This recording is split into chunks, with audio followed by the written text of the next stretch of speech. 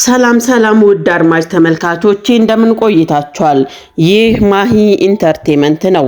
በማሂ ኢንተርቴይንመንት የተለያዩ አዝናኝ ቁም ነገር አስጨባጭና እንደዚሁም ደግሞ እንደ መረጃ ያገለግላሉ የምንላቸውን ወደ እናንተ እናደርስበታለን።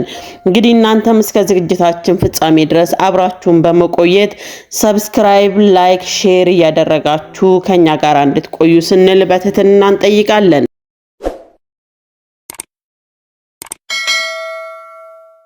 እንግዲህ የዛሬው ዝግጅታችን በአሳዛኝ መረጃ ወይም ደግሞ አሳዛኝ ዜና ይሆናል። ይሄውም እንግዲህ በሲዳማ ክልል ሐዋሳ ከተማ የሰማነው ይህ አሳዛኝ ዜና ልብ ሰባሪና ባልታሰበ ሁኔታ የተፈጠረ ድንገተኛ አደጋ እንደሆነ ነው ለመረዳት የቻልነው። ሀገር ሰላም ብለው ሰዎች ከፈጣሪያቸው ጋር ለመገናኘት በሄዱበት እንደወጡ መቅረታቸው ስንሰማ እጅግ ልባችን ተሰብሯል። ኢትዮጵያችን በዚያም በዚህም የሞት ጩኸት የበረከተባት፣ የሐዘን ድንኳኖች የተደረደሩባት፣ ወገኖቻችን እንደ ቀልድ የሚቀጠፉባት እናት ሀገራችን ሐዘኗ የበረታ ከሚያጽናናው ይልቅ ያዘነው የበዛባት እየሆነ ያለች ይመስለናል። ድንገተኛ ሞቶች በርክተዋል። ወገን እንደወጣም ሆነ ሳይወጣ በቤቱ በተቀመጠበት በድንገት እዚህ ነኝ እንትን አለኝ ሳይል የሚያልፈው ወገን እያመለጠን፣ ልጆች በመበተን ውስጥ ተጧሪዎች ያለ አጋዥና ያለ ደጋፊ የመቅረቱ ብዛት ቤት ይቁጠረው። ጨለም ሲል እፈራለሁ የሚለው ቀርቶ እንደ ነጋ የጨለመብን ብዙዎች ሆነናል። በወገን ማጣት፣ በቤተሰብ ማጣት ውስጥ ልባችን ላይ ጠገን ተሰብሮ የቀረብን ምን ያህል እንደሆንን እንግዲህ ፈጣሪ ነው የሚያውቀው። ጤፍ መቁጠር አይቻልም ብለን ብናልፈውም ይቻላል። ሐዘንና ለቅሶ፣ ዋይታና እየዬ ለማንም አይመጥንም። ዛሬ ግን ለዚህ ሁሉ ተመጥነን የተሰራን እስክንመስል ድረስ እየተቀበልን ስንቴ ተሰበርን። ወገኖቼ የልብ ስብራት እንደ አካል ስብራት በሕክምና ወይም በወጌሻ አይጠገንም። የልብ ስብራት ብዙ በዙሪያችን ያሉ ሰዎችን አብሮ ይሰብራል። የሚዋጋ ጦር ልብ ላይ እንደ ማረፍ ያህል መጨረሻ የሌለው ስብራት፣ ማብቂያ የሌለው ህመም እያስተናገድን ያለን ይመስለኛል። በህመም ውስጥ ደስታ የለም። በመውደቅ ውስጥ መደሰት የለም።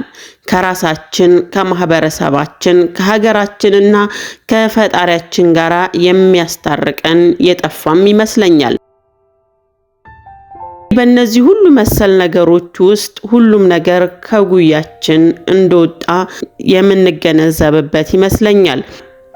እነሆም እንግዲህ እንዲህ ሆነ።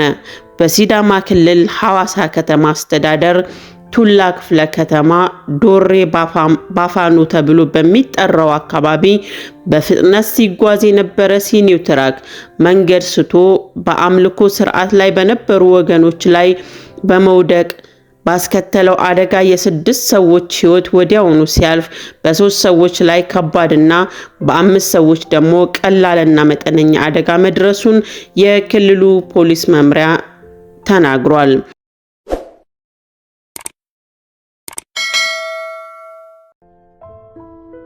መንገዳቸውን ለፈጣሪያቸው ለማስተካከል የአምልኮ ስርዓታቸውን እያደረጉ በነበሩበት ጊዜ መንገድ የሳተ ሲኒትራክ እንዲህ በአንድ ህይወታቸውን ነጥቆና የአካል ጉዳት ሰለባ እንዲሆኑ አደረገ ማለት ነው።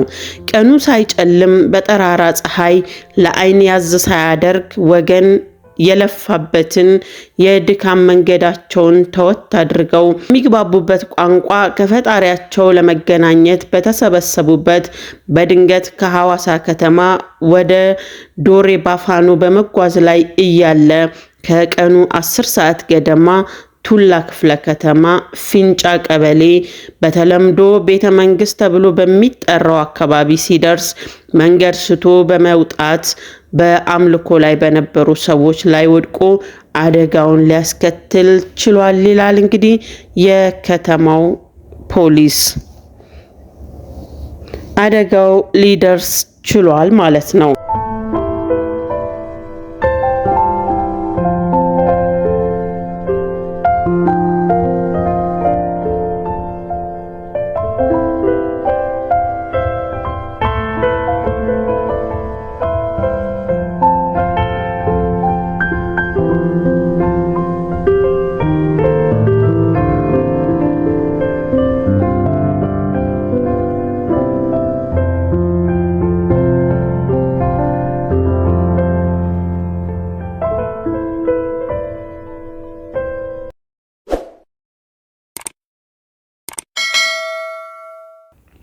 ራስን ጠብቅ ራስሽን ጠብቂ የምንላት አንዲት አባባል አለች። ታዲያ እንዲህና እንዲህ መሰል አደጋዎች እንዴት አድርገን ራስን በመጠበቅ እንድን ይሆን? በዚህ አደጋ ውስጥ ስንቱ ወላጅ አልባ ሆኖስ ቀርቶ ይሆን? ስንት ጧሪ ቀባሪ ያጣስ የሚበላው ሲያጣ አባትና እናት ይኖር ይሆን?